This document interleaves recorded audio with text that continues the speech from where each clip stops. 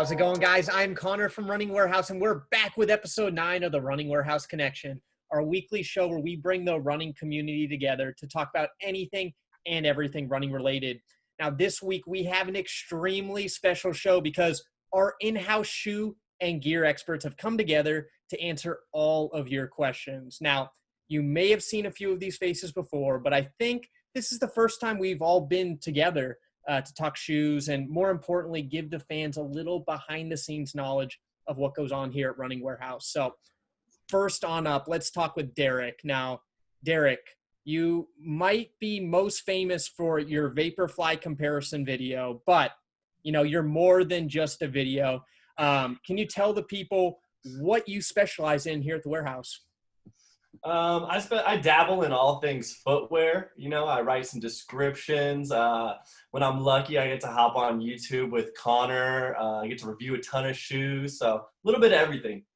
Perfect. And not only are you a star at Running Warehouse, but you're also a star on the track. Can you lay down some 800-mile PRs for the people? Oh, geez. I hate doing this, but half mile, 800, what is it, 147.05, 1500, 342, and some change. I forget. It's been a while. I'm getting old. Yeah, well, you know, you might unofficially be the fastest person in the warehouse, the only sub 4-minute miler, so you got that on all of us. But next on up, we're going to move on to our next expert. We got David. Now, David, you might be most well known for making me look really short in our review videos. Now, before we get started, I just need to set the record straight. What is the official height? Well, doctors have been amazed lately at my growth, but I think I've settled at 6'4". 6'4", okay. So you maybe have 1 or 2 inches on me, but, you know, David, lay it on for the people. What's your role at Running Warehouse? What do you specialize in? Yeah, I specialize in accessories mostly. So anything from hydration packs to running watches, nutrition, anything that's not a shoe or apparel, basically. And then I also test out shoes for review. Perfect. So specialize in the electronics space, but, you know, you're a man of many trades. You know everything running related, so great to have you here. Last on up, we got one of, you know, I'd say the most important people here. She's my favorite. We got Liz. She comes from the competitive bike scene, but those skills have transferred over to running. Liz, can you tell us what you do at Running Warehouse? Well, the main thing I do is manage reviews, but I also dabble in a lot of other things, like most of the people in web content. So I do a lot of content on apparel, descriptions, and just all the little day-to-day tasks that we have. Perfect. So in general, this is our small dream team. dream team, as Derek likes to say. And we are here for one reason and one reason only, and that's to give the people what they want. You sent in your questions, so the experts are here to answer. First on up, we're gonna lay it down with the question I probably got asked the most, and that is, what is your favorite running shoe for daily training? You know, everyone's always asking for the best shoe out on the market. So lead it off. Let's say, Derek, what's your favorite shoe for daily training every day? That's a toughie. You know, every day I like to have a different tool for a different task, but I have been going to the Skechers Go Run Forza a lot. Just really lightweight, really responsive, and really stable. Can't go wrong. Yeah, you're a stability guy, so I know you've dabbled in Gaviota, Arahi, Adrenaline. You've pretty much tried all the stability shoes, but Forza, it seems like it's a pretty good shoe right now. I'm also a Skechers fan. Max Road has been my shoe for a while, and you know, you can't really go wrong with a lot of what's on the Skechers lineup right now. So, D, I know you also have been running quite a few miles. What's your top daily trainer right now? Lately, it's been the Hyperion Tempo. I typically rotate my shoes almost every day, so I'm always trying out different ones. But it's fast, it's light, it feels pretty amazing. And other than that, kind of my go-to is the 1080. just nice, cushioned, light, feels great. But yeah, I've been rotating between those two lately. Yeah, the tempo is a little bit faster, but I know you like a little bit of a lower to the ground shoe, so that makes sense. And then, of course, the 1080, highly cushioned, you really can't go wrong. So some pretty good picks so far. Liz, what's your top daily trainer right now? So I'm also testing the tempo right now, and really enjoying the Hyperion tempo. It just feels really light, pretty responsive. But the shoe that I keep going to when I'm not running in a review shoe would be the A6 Evo Ride, actually. Wow. Really love how smooth it is. Yeah, there's so many great shoes right now. It's hard to keep up with all of them, but we try to review them all. We try to get the information out to the people. And I know you are the person to go to for the review. So I think this next question works perfect for you. The question is, how do you become a Running Warehouse shoe reviewer? So most of our reviewers are internal. We have a lot of amazing runners of all different types at Running Warehouse, and it's been really great to get their feedback on shoes. So right now it's either our Hoka Aggies athletes that work at the warehouse, and then a lot of people from our web content team, as well as marketing and other departments at Running Warehouse. Perfect. And I think people see the reviews a lot, but they don't necessarily know what goes behind them. How much work goes into these, and how many miles are people getting on these shoes? What's the whole process go when you're talking about an individual shoe review? So each shoe I ask people to review for 1 to 2 months. And depending on weekly mileage, I think we see anywhere from 30 to 50 miles in a shoe before those reviews come in, sometimes more. That's great. That's great. We've all been reviewing shoes for years now. So I think sometimes people don't always understand what goes into those. So, all right, next question. I think this one's going to be for David, because David's been running a lot of ultra marathons recently, been running a lot on the trail. What's your top trail shoe currently? That's a tough one. I think one of my favorites has been the Torrent, just because it has a lot of cushioning, but it still feels low enough to the ground. It still feels connected, and it's lighter than a lot of the other kind of chunky trail shoes out there. So that's probably been my number one. And then besides that, I would either switch between the Speed Goat or the Timp, depending on the kind of the day and the terrain, how I'm feeling. Yeah, I think Speed Goat and Timp are great options. I've used both of those, but Torrent is a shoe that we've been hearing a lot about recently, and it's become a favorite of trail runners for the reason you said. It's light, it's nimble, and it's versatile. So I think people are going to be excited to get that next gen version 2 on their feet, because it's looking even better. So thanks for those picks. Moving on, the next question is for Derek. What shoe are you most excited about? You're the hype man, so I know you're always on the latest and greatest trends. What do you got? That's hard. Like a trainer or a racing shoe? It's just in general. There's so many good shoes coming out, but try to give the people 2 or 3 shoes that you're really vibing with. Well, I'm excited about the Prism. The kind of minimum stability, mild stability category has always been an exciting one for me. So I'm excited to see that shoe. What else do we have coming? The Clifton Edge. I'm excited for that one. Man, what else do we have coming up? Those are 2 solid ones. Personally, those are 2 good picks, Prism Edge. But the shoe that everyone is talking about, and what I personally am waiting for, obviously we got the Nike Alpha Fly, and then the next kind of step down, the Tempo. Those 2 shoes I think are going to change the game. We've seen a lot of carbon fiber plate shoes coming that I'm very excited about, but those are 2 I'm really excited to definitely some racing shoes to be excited about for sure. Yeah. Liz, any shoes you're excited for? I know you've been upping your miles, so you're trying a lot of shoes right now. Yeah, I have also been running in the Endorphin Speed right now, and truthfully, that feels really good. It's really fast, super responsive. I'm excited to keep putting miles in that.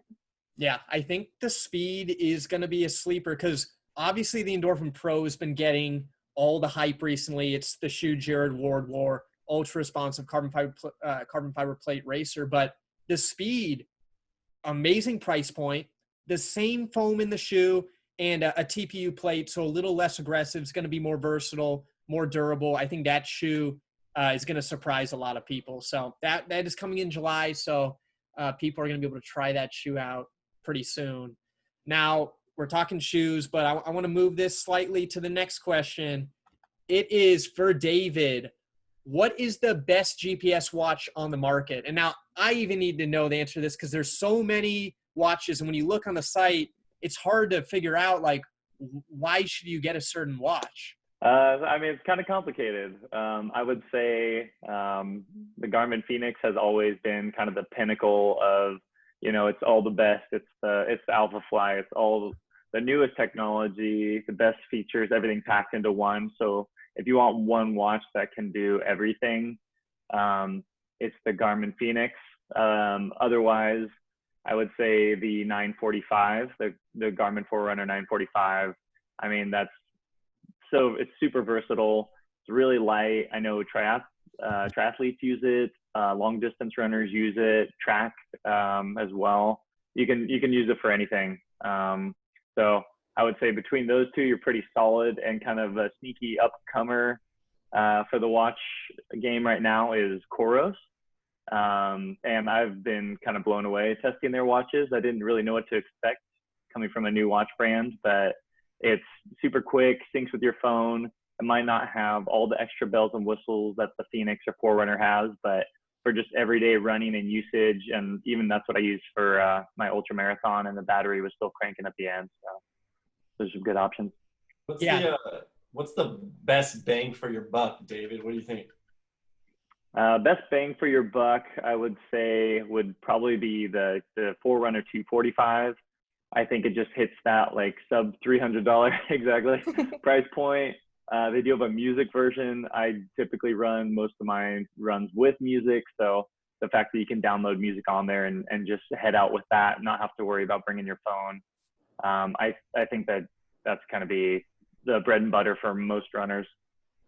Yeah, that's probably the most watches I've seen out on the trails. And, watches are important, but as a trail runner, hydration packs are also important. So next question, what is the best hydration pack? Yeah, again, very complicated because there's so many good packs out there, especially now. I think the standard has always been Salomon with their S-Lab series, and they typically make any of their S-Lab products with feedback from their pro athletes.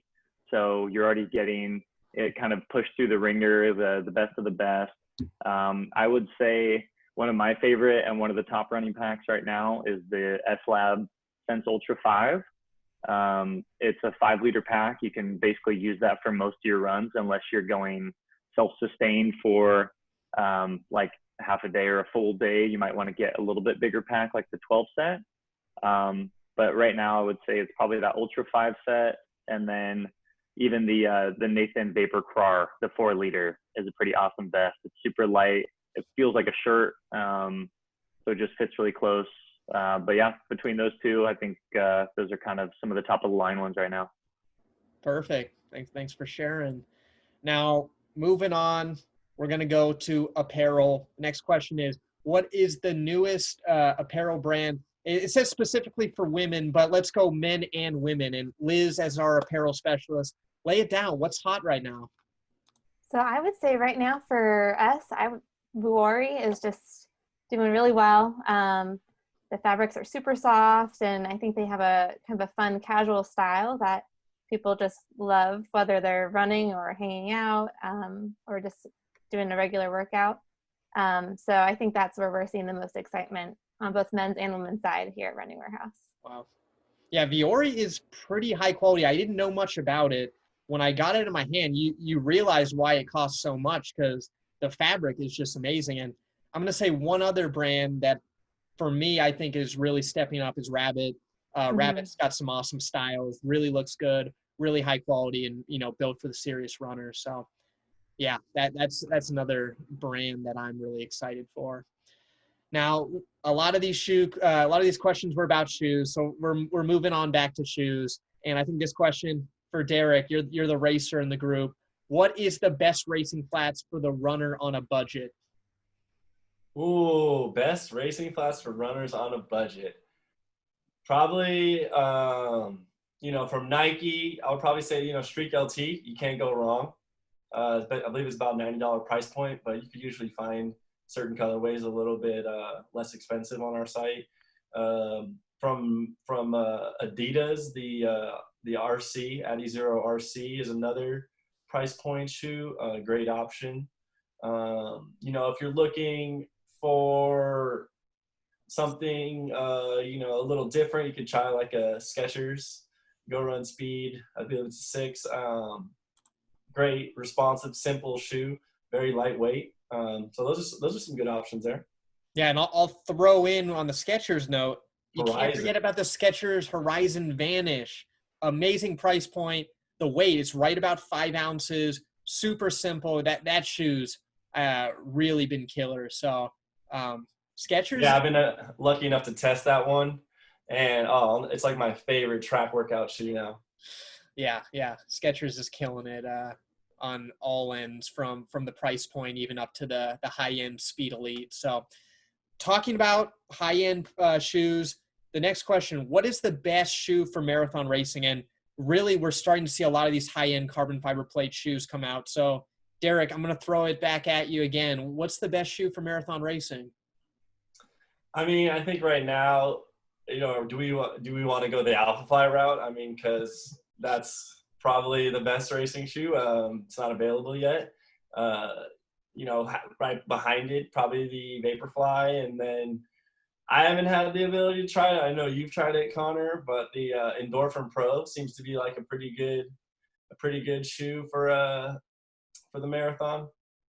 Yeah, the Endorphin Pro is, from the new gen carbon plated shoes we've seen, is the closest one to that feel you get from the Vaporfly. Vaporfly really set itself apart in the market a couple years ago, but there's a lot of shoes coming out that are going to be right in that wheelhouse. So for me, I think Nike still is ahead in the game in the marathon world.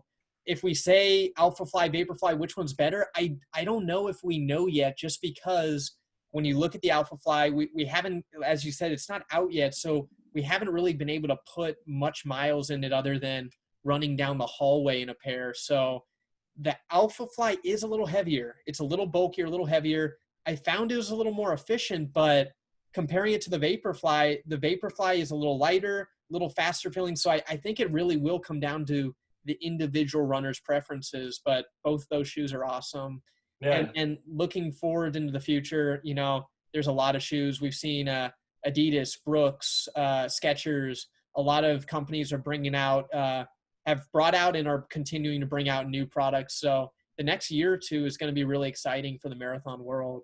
Now, David, you are a marathoner as well. I think you're actually the only person in this group who has finished a marathon. So this next question's for you, because I know you didn't wear a carbon fiber plate shoe. What is the best non-carbon fiber plate shoe for racing a marathon? Oh, man. Well, I think that's tough too. I'm a bigger runner as well. I'm like 6'4", 200. And so a lot of shoes that work for me, I tend to go with ones that do have more cushioning, and I kind of stay away from the really light and fast stuff for that long distance. So I don't know. I really, for me, it's kind of changed every race. I think the first one I did was in the Brooks Ghost. That's what I put most of my miles in. And that one held up pretty well. I think kind of towards the end, I wish I had something a little bit softer. But it's just kind of like a solid do-it-all shoe. Otherwise, the Pegasus as well kind of held up for me. It is kind of a little bit lighter than most daily trainers. So I mean, either one of those, they're around the same price point, similar, but yeah, they have their own feel. their own place in that training. But either one of them can take on a marathon. Yeah. Now, I know you're a more traditional guy. You like a little more on your foot. You kind of tend to go more for those daily trainers, maybe something just a little on the lighter side. Mm-hmm. For me personally, right now, I'd say probably something like the Skechers Razor 3 or maybe even the Brooks Hyperion Tempo. Both of those shoes have that ultra responsive midsole, just enough cushioning. It feels fast. For me, I think those are going to be two of the best non-plated shoes if you're really looking for something fast that can make it through the marathon. So that's just me. Everyone's different in the marathon. And at the end of the day, you got to really try a shoe, use it for your workouts, test it out. And come race day, you don't want to be trying anything new anyway. So I have to speak for the slow marathon runner. The Bondi and the Clifton, just something super cushioned and keeping you feeling healthy is a great option too. Yeah. Now, Liz, this next question is for you because I know you've been upping your mileage recently. You've been running pretty consistently now. What is the best shoe for upping your mileage? And I think this is a common issue. People, they get into running, they want to get serious about their training, but they're not sure what shoe is going to hold up best and what shoe to even go to when they're first starting. Well, I mean, I guess you can go back to those two models I just said. Bondi and Clifton are great options. I love the durability of Asics. Right now I'm also running in the Kayana 27, and just that little extra stability has been great for, keeping wobbly ankles healthy. And I have some knee issues, so sometimes that extra cushioning is a great option when you're up in the mileage. Yeah, I like how you talked about durability because I think that is on the minds of a lot of runners out there. And this next question is for everyone here. So I want a round table. What is the most mileage you've ever put on a shoe? And I'll lead it off. I put probably about 800 or 900 miles on my first pair of Max Road 4s, which was a horrible idea because those shoes cannot take that much pounding, but I loved them so much. I shredded them down to like half of what the original stack height was. My buddy Kurt over at Skechers got me a new pair, so I haven't had that problem since. But David, what's the most miles you put on a shoe? I would probably say I rotate my shoes a lot, so when it kind of gets to that point, I ditch them. But I actually surprisingly really like the Solar Boost, the Adidas Solar Boost. And at first I didn't like it. I thought the fit was weird, but it ended up being one that I kept reaching for. I probably put maybe 550 miles on that one. Solid.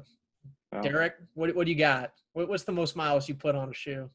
I probably got at least 8, 9 on my Gaviotas right now. Gaviota 2s. It's been rough. Without a track season, I'm not winning any races. I'm not getting any free stuff, man. I gotta just keep running on those old Gaviota 2s, man. They hold up though. They hold up well. All right, Liz, rounding us off. What was the most miles you put on a shoe? I'd say 700, 800 miles on an old pair of Salmon X-Wings. Wow. They were pretty slick at the end. Not very great for trail running after that. Yeah, those shoes, I remember those. They were beasts, so it doesn't surprise me that they held up that long. All right. Well, moving on, Derek, you got the time to fly hat on. You're a Hoka athlete. This question is for you, and I think this one is something that affected you as well. What happened to the Hoka Nepali? By far the greatest Hoka shoe ever sold? ? What happened, Derek? I don't know how much I could say, honestly, but it was a shoe that was kind of offered to us in a large quantity. We bought it, and they sold out, and it was a kind of a one-time offer, Yeah, great shoe, great price point, reliable midsole, soft. Yeah, we miss it. It's dearly missed. You never know if we make enough noise on the the Geeks page on Facebook, maybe we can get it back. Yeah, I think the Nepali is a favorite of many, and it took from a lot of those earlier Cliftons. We saw some homage there, and for me, I think that was a shoe that you know, it's dearly missed. It had that perfect blend of lightweight, highly cushioned, simple, and the price point was amazing. So I do miss that shoe as well. But for the near future, it has been discontinued. So Discontinued. all right. Another Hoka question, and this is a shoe that had a lot of hype in the beginning, and it died out a little bit, but the 10.9s worth the price? David, you're the trail guy. What are your thoughts on the Hoka 10.9? That was one I didn't get to try out. I think the shock value of the shoe alone, like, kind of, got a lot of people talking. But I would say personally, for the price point, I would stay away from it just because it doesn't seem practical. But I think that all the technologies that they're putting into it, and even stuff that's coming up with, maybe the Clifton Edge, or, they kind of put a lot of technology to that I think we'll start to see trickle down into kind of some of our fan favorites, at least. Yeah.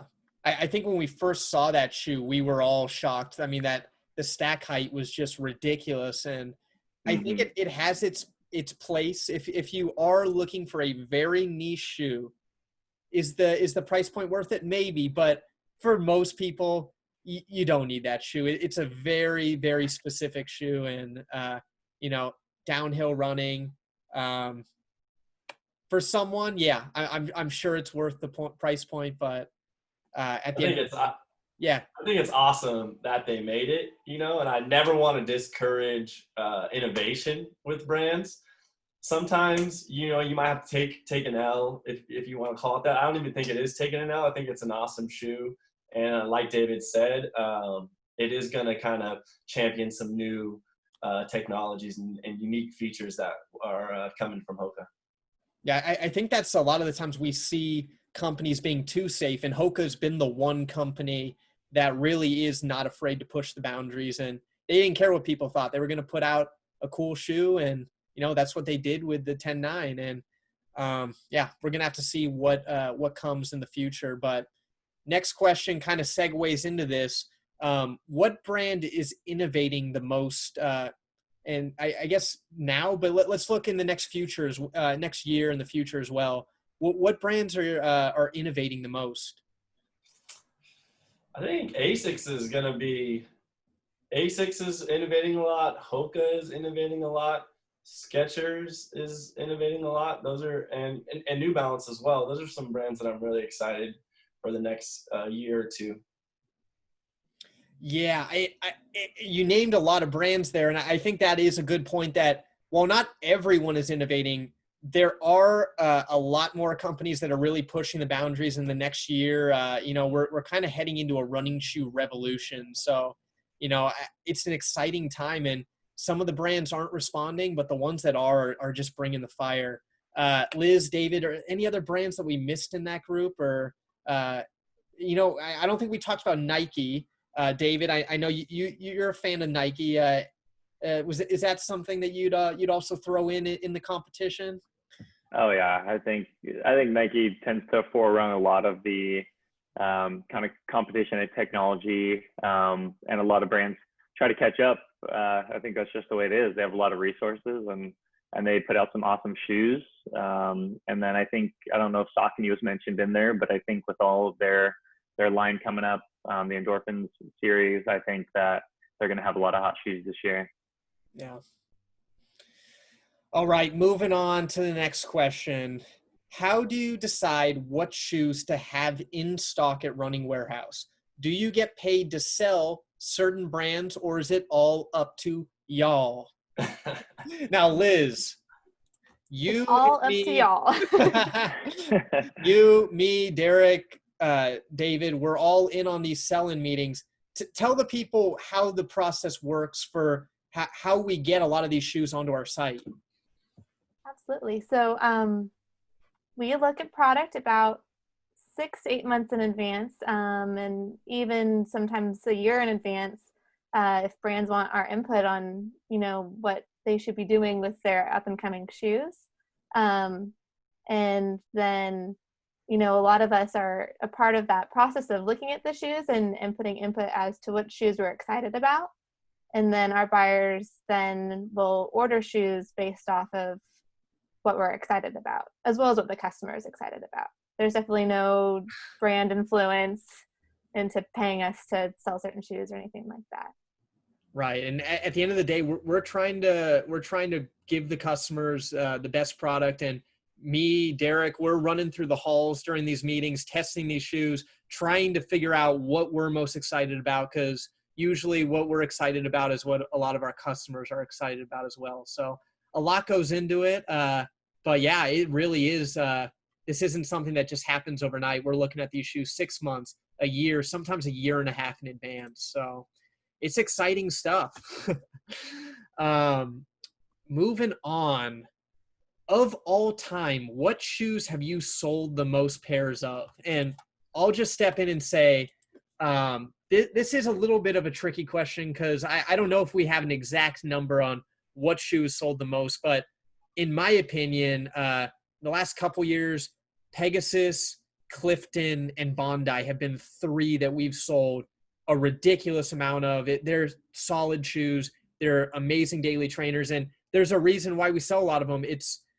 They're fan favorites. They're shoes that can do it all. And, you know, whether you're a competitive runner, an amateur, you know, just novice runner, or even a beginner, the shoes perform. So those are 3 big ones.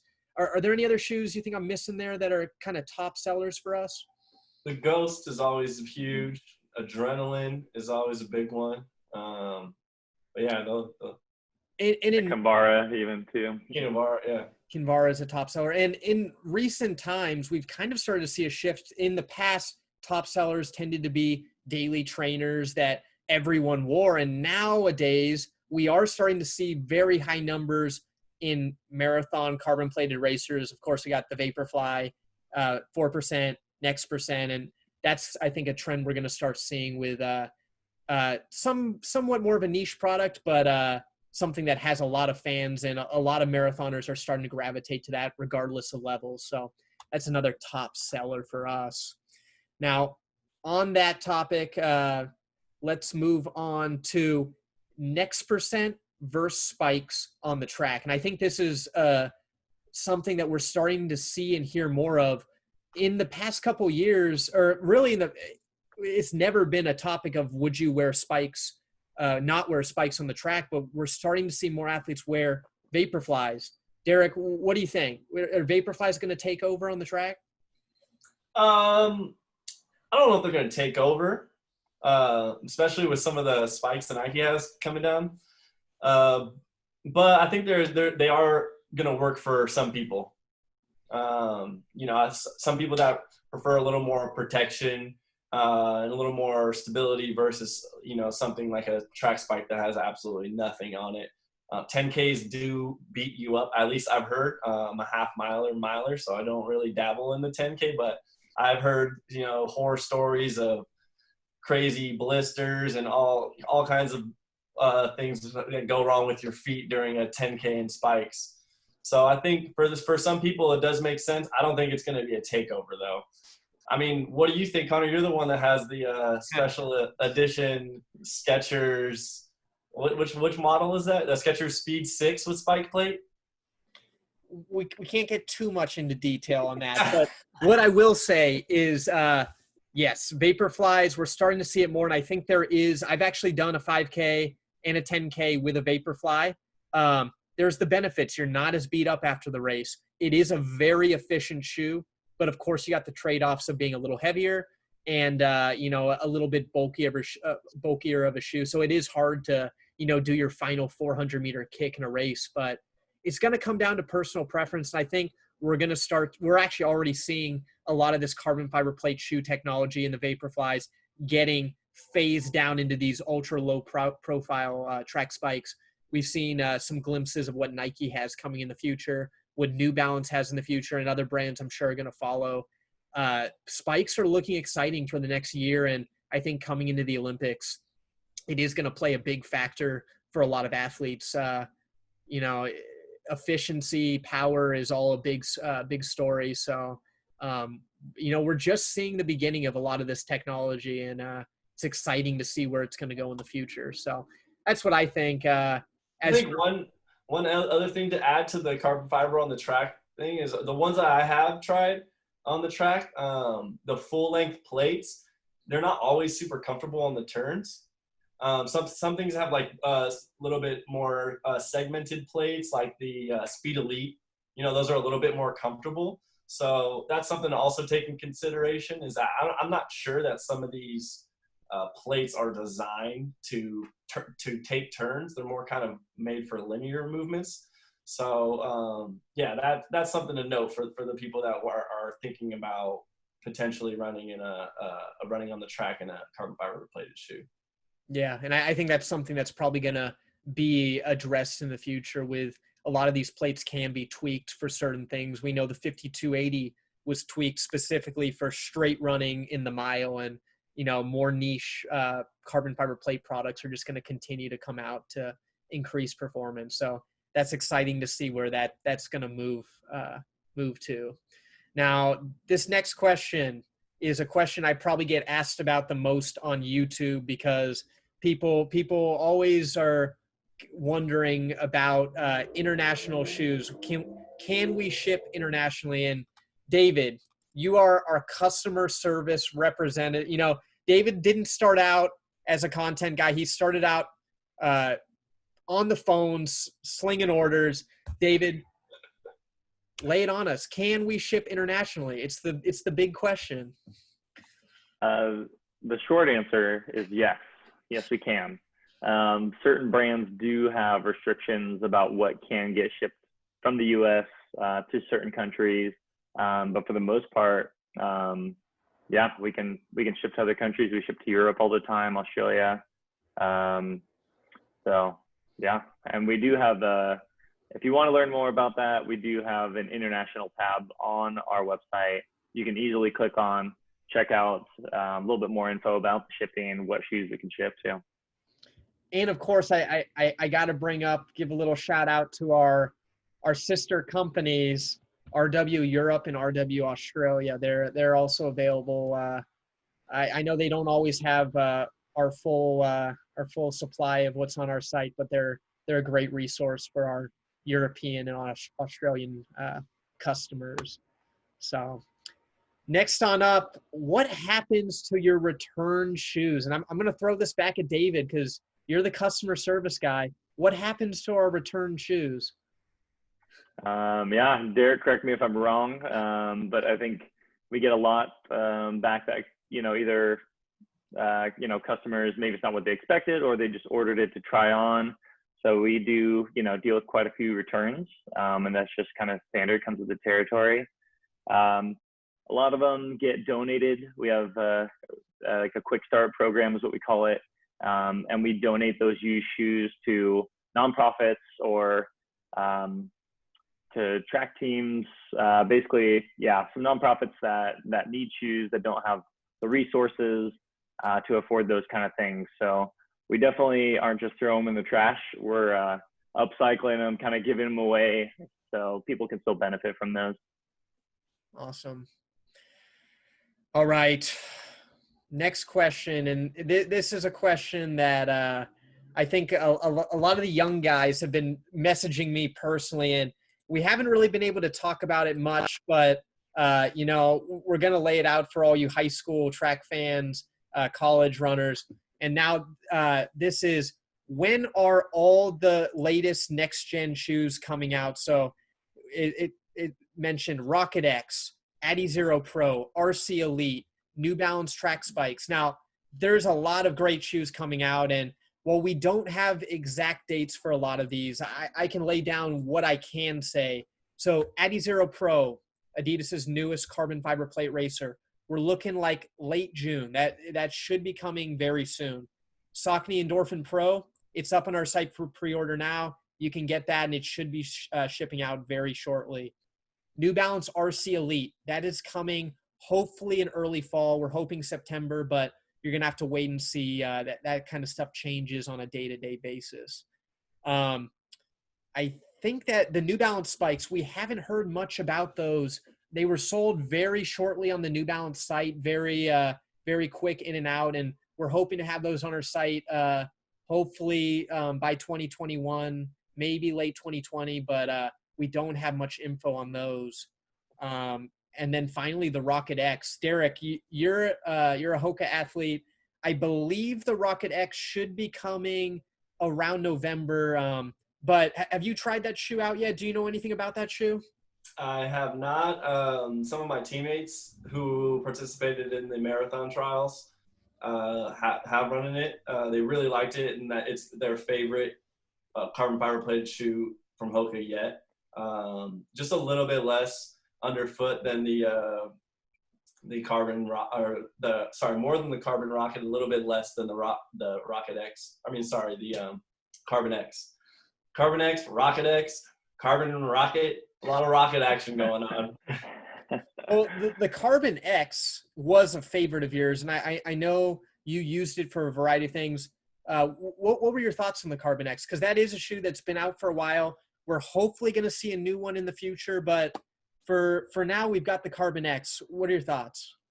Carbon X, I mostly use it for workouts. That was one of the shoes that on the turns, it was a little uncomfortable for using on the track.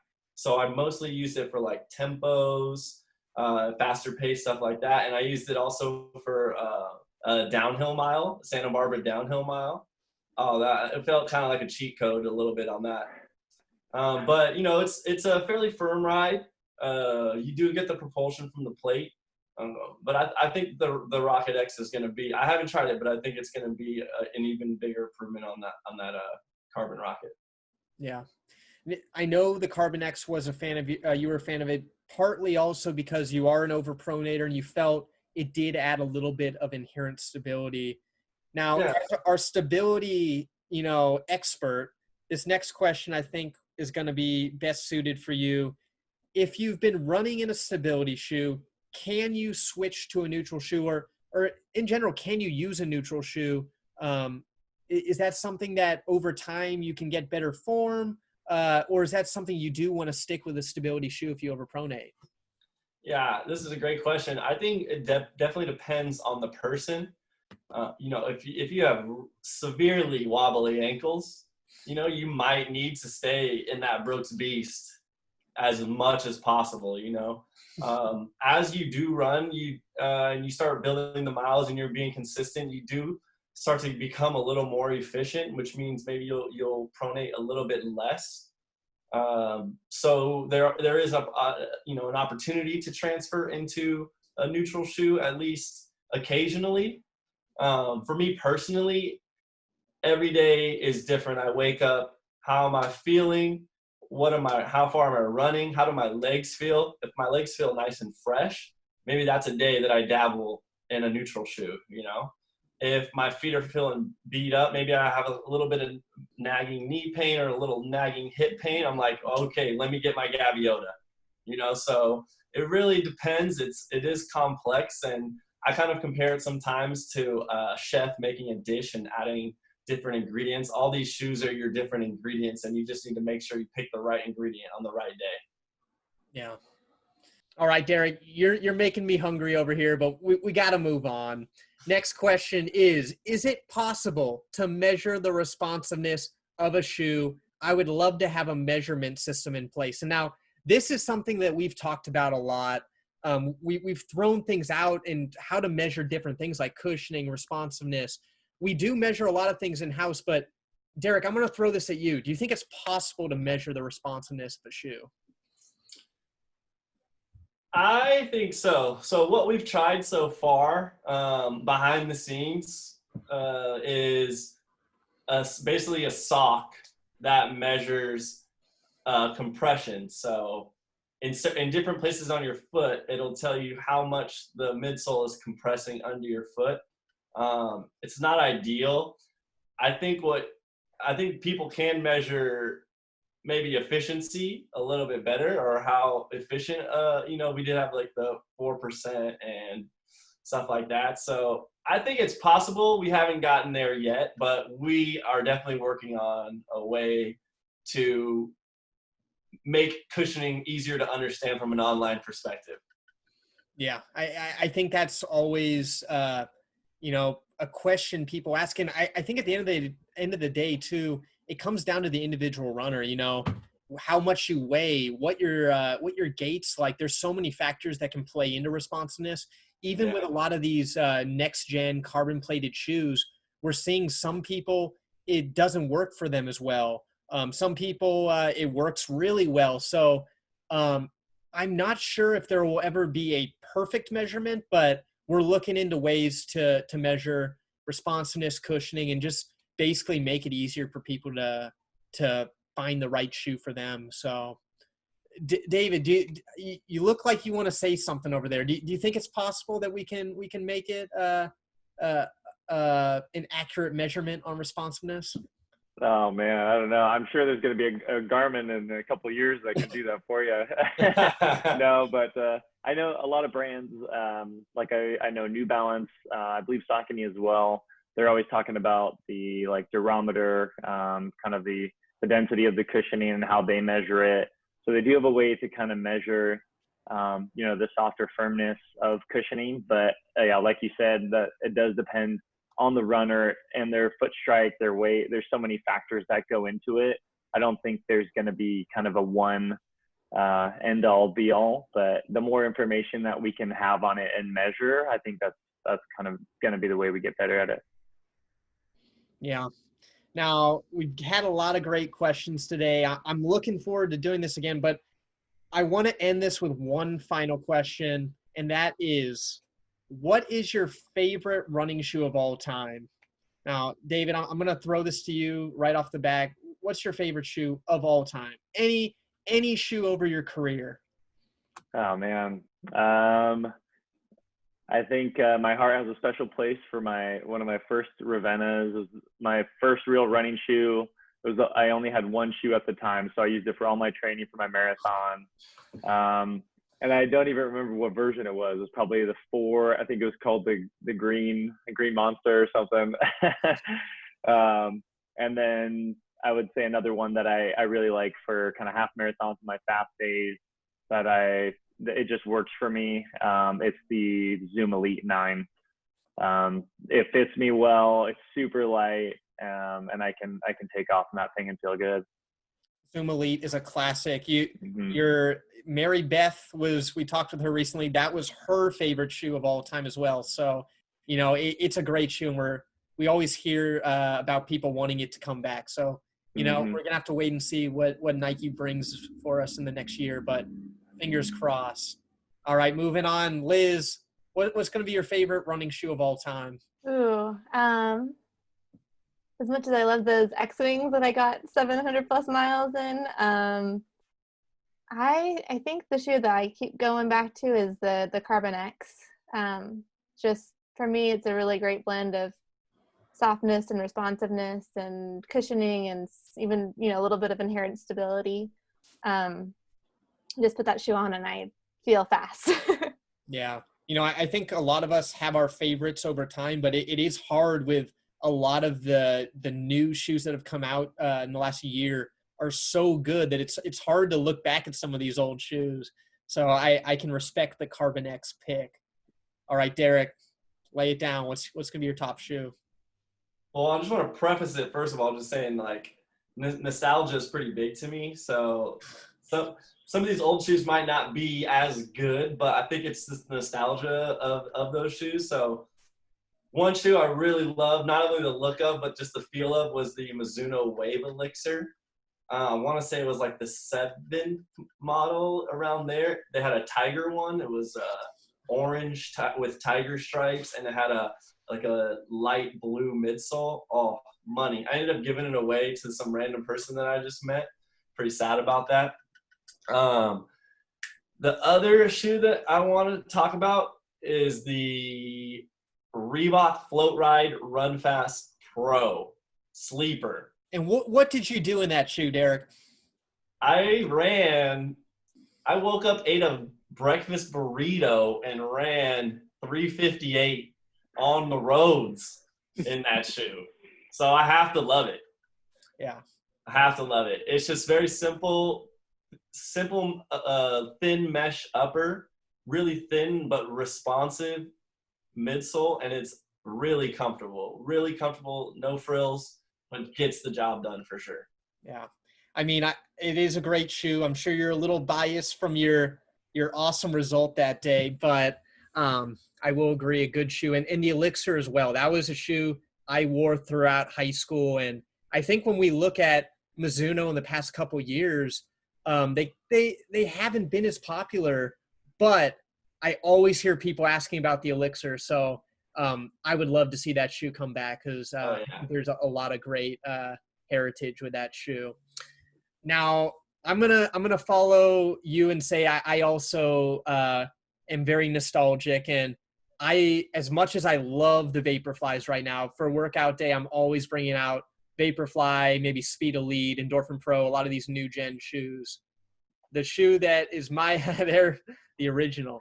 The shoe that is my favorite of all time that I always look back was the Nike Marathoner. I've talked about this before, but it kind of was like the original Vaporfly. It was that highly cushioned marathon day shoe from Nike.